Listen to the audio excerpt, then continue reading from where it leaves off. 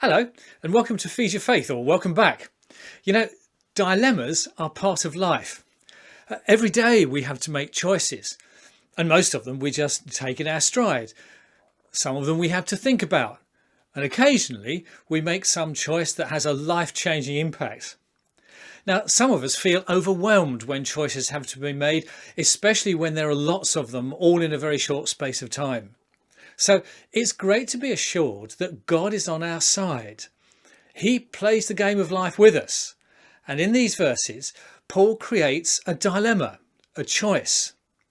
But before we get into that, there's one thing that it's good to take on board. And that's this. In his life, Paul wants to honour Christ. Paul's personal ethic and his supreme aim was to bring credit to acclaim, to honour Christ himself. And this affected his whole approach to life, including his body. Now, Paul continues his rejoicing here with the Philippian Christians, and this note of rejoicing is sounded throughout the epistle, even when Paul is dealing with the subject of death, as he's going to now. And this should provide a pattern for us. He's also convinced of the value of other people's prayers. Just notice how Paul links prayer and the Spirit's help, or his supply. And also we notice that Paul is expecting deliverance.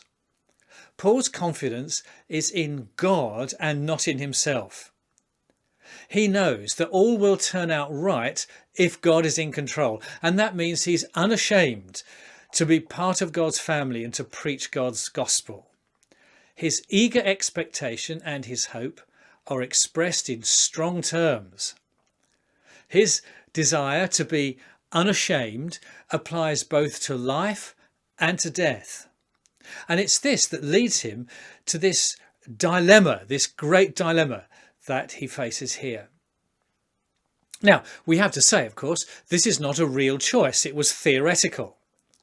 But the exercise of thinking it through helped Paul to clarify the issues. So what were the alternatives that he brings to mind? Well, first of all, it's to live. For me, he says, to live is Christ. Paul sums up the fundamental meaning of life in one word, and that is Christ. For him, everything is governed by Christ. And it's a sobering thought to ask how we might measure up to that. Now, of course, the other opportunity, the other alternative is to die. For me, to live is Christ, and to die is a bonus. Now, how can death possibly be a win or a gain or a bonus? Well, he gives us the answer a little later on, but before we get there, he enlarges on both of the alternatives so that we can get a handle on his thinking. Life would mean fruitful labour. Look at verse 22. If I am going to go on living in the body, this will mean fruitful labour for me. Yet which shall I choose? I don't know. Doing things that benefit the cause of Christ and his people, Paul's thought is often dominated by others when he comes to think about his life. As long as life lasts, Paul thinks in terms of productive effort for God's kingdom on earth. And this idea comes out elsewhere in his writings too. So if then he enlarges the first alternative, how does he enlarge the second one about dying? Well, he says this: I am torn between the two. I desire to depart and be with Christ, which is far better. Now, behind these words are a couple of interesting Greek words. Behind the English torn is a word used for being confined or restricted. It was the word a traveller might use if he was on a narrow path in a ravine with steep rocks on either side. He can only proceed in one direction. He's restricted to that path. And the path for Paul is to resolve his dilemma. And the other interesting word is the one we have behind our English depart. It's fascinating because it's a word used of a ship releasing the ropes from the dockside so it can sail out into the open ocean. It's also use of striking camp, packing up a tent and moving on. And it became in Greek a shorthand for solving a problem. I have to decide, he says. I can't live with myself if I don't.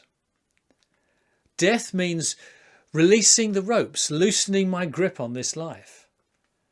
Death means being with Christ. And that, says Paul, is way better. But way better for whom? For me or for you? If I conclude that death is the better option, am I not simply being selfish? So Paul concludes for life. For Paul, Christ was the inspiration for life itself. So he puts death out of his mind and thinks of life. Here's how he puts it.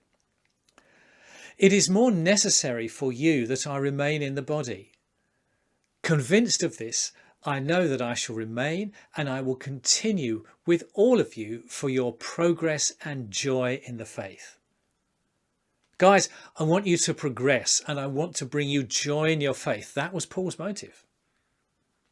So, out of this imaginary dilemma, Paul's insights were deepened into the meaning of life and of death.